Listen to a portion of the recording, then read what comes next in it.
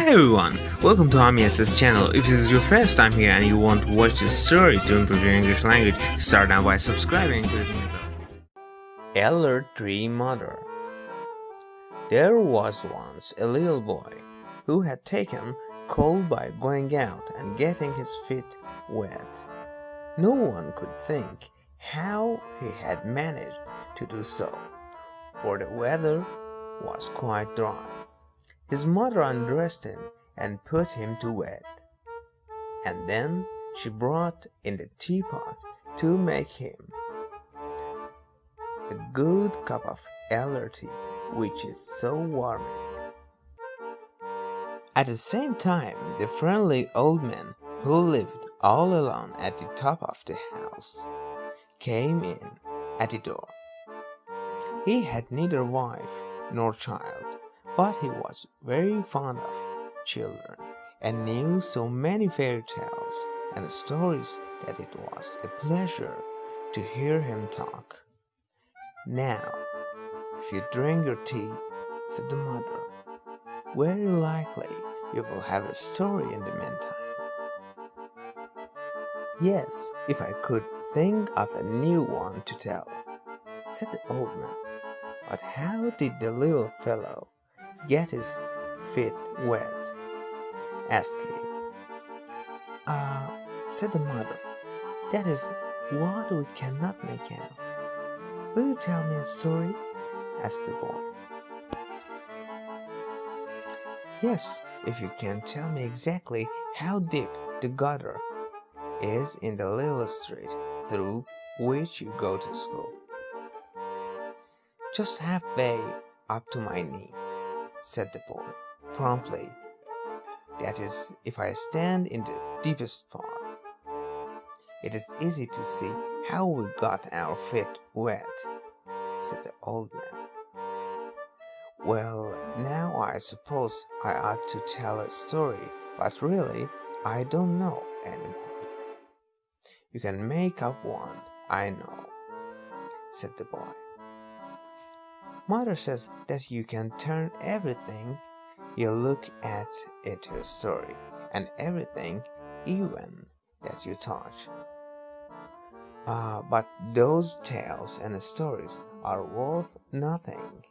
The real ones come of themselves. They knock at my forehead and say, 'Here we are.'" "Won't there be a knock soon?"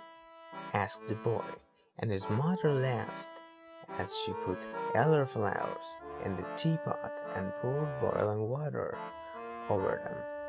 "Oh, do tell me a story." "Yes, if a story comes of itself. But tales and stories are very grand. They only come when it pleases them." "Stop," he cried all at once. "Here we have it. Look, there is a story in the teapot now." The little boy looked at the teapot and saw the lid raise itself gradually, and long branches stretch out even from the spout in all directions till they became larger and larger, and there appeared a great elder tree covered with flowers, white and fresh. It spread itself even to the bed and pushed the curtains aside, and oh, how fragrant the blossoms were. In the midst of the tree sat a pleasant-looking old woman in a very strange dress. The dress was green, like the leaves of the elder tree, and was decorated with large white elder blossoms. It was not easy to tell whether the border was made of some kind of stuff or of real flowers. "What is that woman's name?" asked the boy. "The Romans and Greeks called her a dryad," said the old man, "but we do not understand that name. We have a better one for her in the quarter of the town where the sailors live. They call her Elder Flower Mother." and you must pay attention to her now, and listen while you look at the beautiful tree. Just such a large, blooming tree as this stands outside in the corner of a poor little yard. And under this tree, one bright sunny afternoon, sat two old people, a sailor and his wife. They had great grandchildren and would soon celebrate the golden wedding, which is the 50th anniversary of the wedding day in many countries. And the elder mother sat in the tree and looked as pleased as she does now. "I know when the golden wedding is to be," said she, but they did not hear her. They were talking of golden times. "Do you remember," said the old sailor, "when we were quite little and used to run about and play in the very same yard where we are now sitting, and how we planted little twigs in one corner and made a garden?" "Yes," said the old woman, "I remember it quite well, and how we watered the twigs, and one of them was a sprig of elder that took root and put forth green shoots, until in time it became the great tree under which we old people are now seated."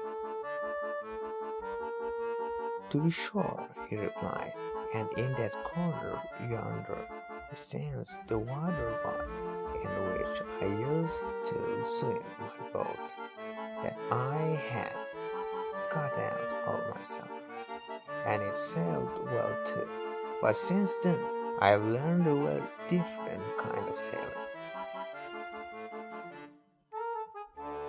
"Yes, but before that, we went to school," said she, "and then we were prepared for confirmation. How we both cried on that day, but in the afternoon we went hand in hand up to the round tower and saw the view over Copenhagen and across the water. Then we went to Fredericksburg, where the king and queen were sailing in their beautiful boat on the canals. But I had to sail on a very different voyage elsewhere, and be away from home for years on long voyages," said the older sailor. "Ah, yes, and I used to cry about you," said she, "for I thought you must be lying drowned at the bottom of the sea with the waves sweeping over you. And many a time have I got up in the night to see if the weathercock had turned. It turned often enough, but you came not. How well I remember one day the rain was pouring down from the skies, and the man came to the house where I was in service to take away the dust. I went down to him with the dust box and stood for a moment at the door. What shocking weather it was! And while I stood there, the postman came up and brought me a letter from you. How that letter had traveled about! I tore it open and read it. I laughed and wept at the same time. I was so happy. It said that you were in warm countries, where the coffee berries grew, and what a beautiful country it was, and described many other wonderful things. And so I stood reading by the dustbin with the rain pouring down, when all at once somebody came and clasped me round the waist. Yes, and you gave him such a box on the ears that they tingled, said the old man. I did not know that it was you, she replied. But you had arrived as quickly as your letter, and you looked so handsome, and indeed so you are still. You had a large yellow silk handkerchief in your pocket and a shiny hat on your head. You looked quite fine, and all the time what weather it was, and how dismal the street looked. And then, do you remember, said he, when we were married and our first boy came, and then Mary and Niels and Peter and Hans Christian? Indeed I do, she replied, and they are all grown up, respectable men and women whom everyone likes. And now their children have little ones, said the old sailor. There are great-grandchildren for us, strong and healthy too. Was it not about this time of year that we were married? Yes, and today is the golden wedding day, said elder tree mother, popping her head out just between the two old people, and they thought it was a neighbor nodding to them. Then they looked at each other and clasped their hands together. Presently came their children and grandchildren, who knew very well that it was the golden wedding day. They had already wished them joy on that very morning, but the old people had forgotten it, although they remembered so well all that had happened many years before. And the elder tree smelled sweet, and the setting sun shone upon the faces of the old people till they looked quite ruddy, and the youngest of their grandchildren danced round them joyfully and said they were going to have a feast in the evening, and there were to be hot potatoes. Then the elder mother nodded in the tree and cried, "Hooray!" with all the rest. But that is not a story, said the little boy who had been listening. It was not exactly a story, said the elder mother, but a story is coming now, and it is a true one, for out of truth the most wonderful stories grow, just as my beautiful elder bush has sprung out of the teapot. And then she took the little boy out of bed and laid him on her bosom,